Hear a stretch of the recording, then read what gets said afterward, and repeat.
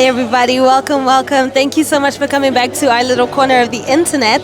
So, today we are in the Oak Chamber dining venue. I don't think a lot of you guys have seen it, but hopefully today you'll get a little insight on what we do here. So today, and I know I say this on every single episode, but today we have someone extremely special to us here at the Birchwood Hotel.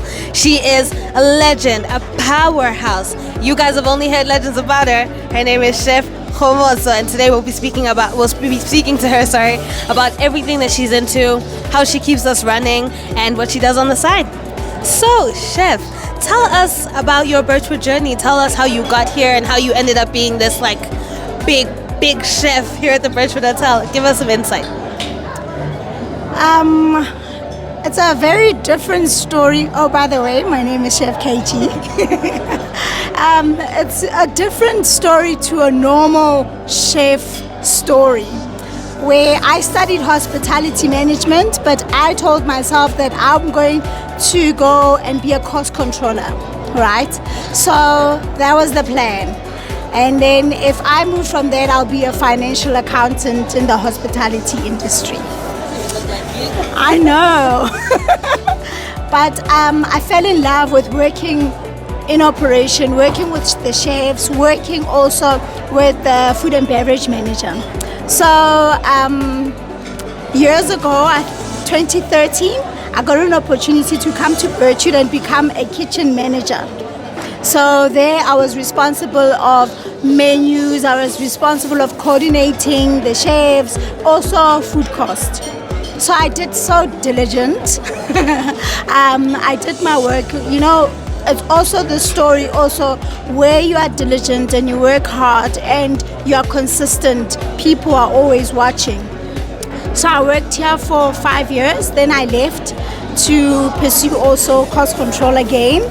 And then in 2020, just after 2021, just after the pandemic, I was called back here to become the executive chef. So it was something that I haven't done before, but I was really excited to try this challenge. And it is 3 years later. And it's been an amazing learning curve. And also, but I couldn't have done this well for this 3 years if it wasn't for my team. I've got a phenomenal team that is so supportive and always listening to innovation that we come up with. It's all a collective, but it's been such a beautiful journey. Yeah. That honestly is amazing. I don't know if you guys have ever had anyone that's been here, if you guys had the opportunity to speak to Chef. She's so passionate and so loving of what she does. But I also want to get into some other topics of conversation that are linked to the kitchen. So this might be a little bit of a strange question, but in your professional opinion, how many eggs and how much milk do you go through in a week as the person in the kitchen? How much stuff are we using? Oh my word, it depends. On a relatively okay week, we would use 15 boxes, okay? One box is 360 eggs, so it's 30 dozen. So on a very busy week where we have 1,000 delegates for breakfast the whole week, we sometimes use up to almost 30. That is a lot. Yeah, it's crazy. Wow. I don't even think I can't conceptualize what that would even look like in a kitchen. Like that many eggs. I think I never eat eggs again. I would never eat eggs again, honestly. But guys, I wish you could have tasted. Chef is so good with desserts and just her overall experience with food. Today at lunch, you guys, there was this panna cotta, this berry panna cotta. I can't wait for you guys to come over and try it. It's outstanding.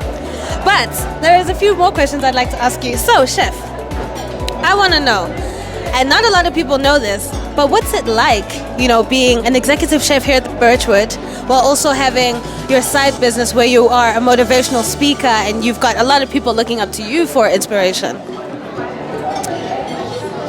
It comes with a lot of discipline. It comes also with a lot of support. So I've got a good support system at home because I'm also a mom. So I've got a good support system there.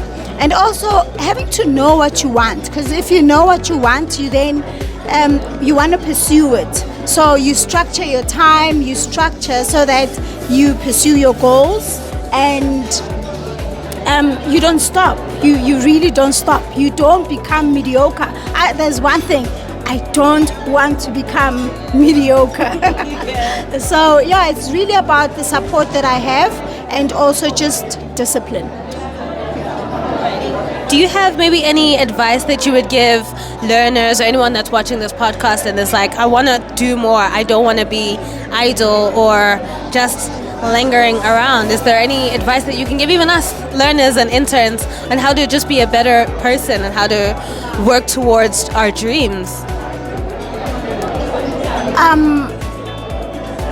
I feel like most people think that when they study something, like you study your hospitality management course, you study whatever that you study, you think that's the peak. You think that you've done it. I've done my marketing course, so I can go there.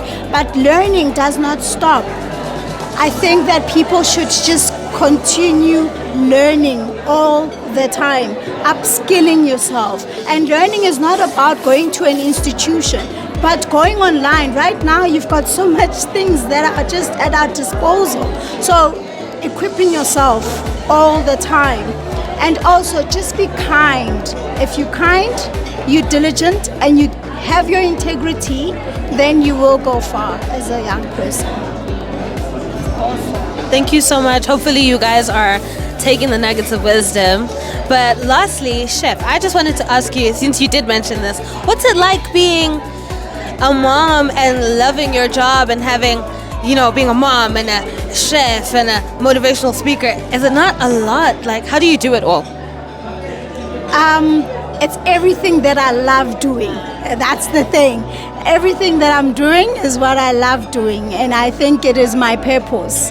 And sometimes I used to condemn myself because of my children, where they are forced to be so independent.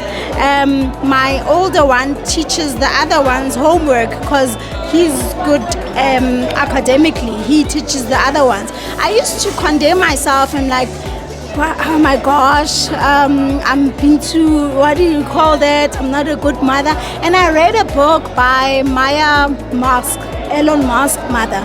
And she was expressing how she raised her kids to be independent. So right now I'm like, no, I'm not condemning myself. I'm actually even teaching them. So I'm actually quite proud of how they are growing, that they are so independent. And I can trust them, they can trust me. It's really good. I love that.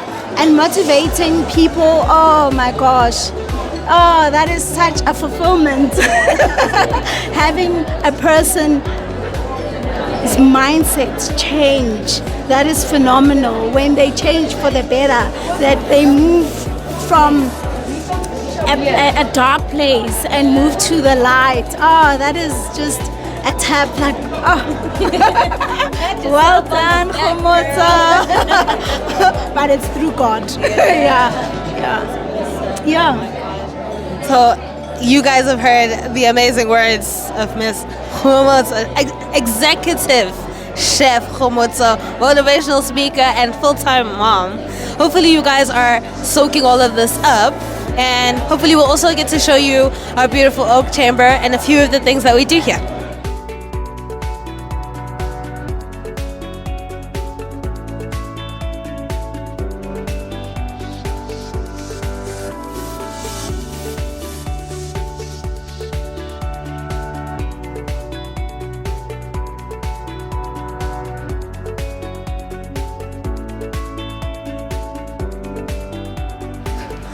Thank you guys so much for watching another episode of our little podcast. We really appreciate all the subscriptions and all the likes and comments that we're getting from you guys. Hopefully you'll be back and you'll be here to enjoy our little Legrand Center. We'll see you guys soon. Bye.